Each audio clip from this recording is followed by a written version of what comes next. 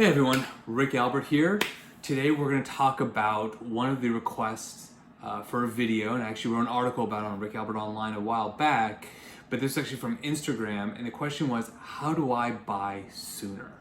It's hard when you're constantly having to, basically you're always behind the market, right? So you save up money, but then the market prices have increased, and you gotta save up a little bit more, so it's hard to catch up.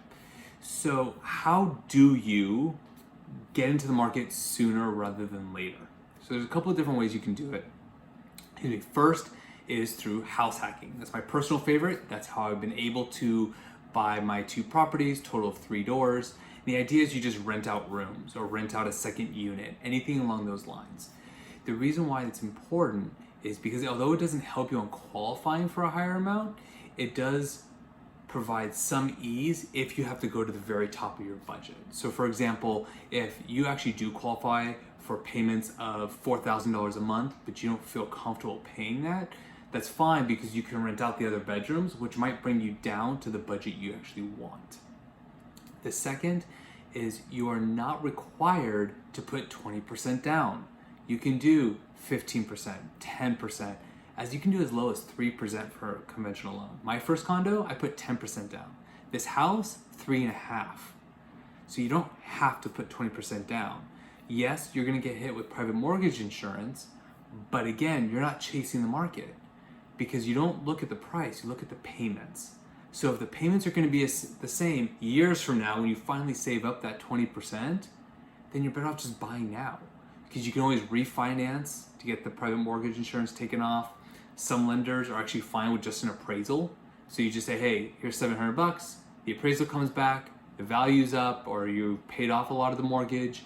Either way, there's 20% of equity somehow, they'll take it off. So, but the difference is you got it today with today's great rates. The third one is you don't have to buy your dream home first. And the reason why I say that is you can always buy one and then hopscotch to the next one. That's what we did. Bought my condo, built up a lot of equity, did a line of credit to help pay for the next house. I effectively did 0 down for my second purchase. Now we ended up using the line of credit, to help with some of the repairs and things like that, but I was able to do that, and you can do that too. Plus, I would argue dreams change, right? I don't have a family yet. I would love to live in like a New York style loft. That'd be awesome with the brick veneer, the dark finishes. But now it's me and my wife, and at some point we're gonna want kids. Well, that changes things. Now my dream home includes a yard and extra bedrooms. So to be so sold on a dream home can be difficult when your dream will change as time goes on. The fourth one is look at desirable areas and move just outside of them. So for example, let's say there's a super hot neighborhood. We'll take downtown Los Angeles. But downtown can be expensive for a lot of people. So where do they go? Well, they look at Koreatown as an example. I bought my condo and I bought in Tarzana just north of the 101 freeway. So most people think that's Reseda when it's not, and there's nothing wrong with Reseda just by virtue of just what people think. And as everyone got priced out of Encino, everyone got priced out of parts of Woodland Hills, they had to move somewhere, and that's where my condo came in. So when I decide to sell, if I decide to sell, I know I'm in good shape because I bought just outside of a desirable area.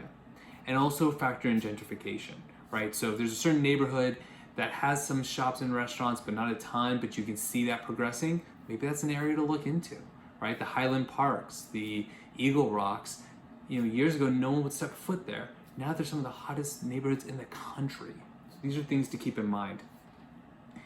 And the fifth is it's not a race.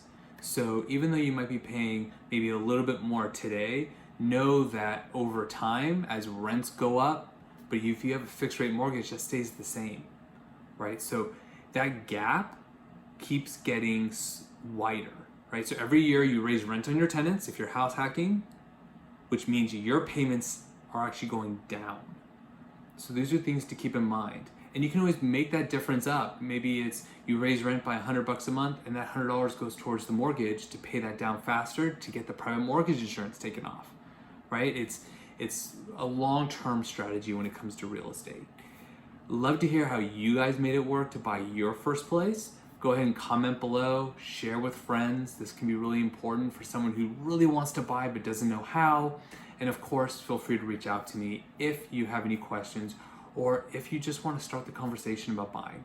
I'm here for you guys. Stay happy, stay healthy, and I'll see you guys next week.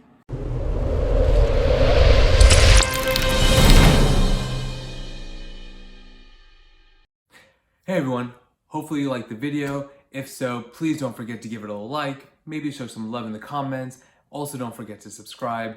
We do have other videos posted. Please go ahead and watch them, enjoy them. They'll be posted somewhere here. Feel free to click or just view the channel in general. Thank you guys so much. I'll see you next week.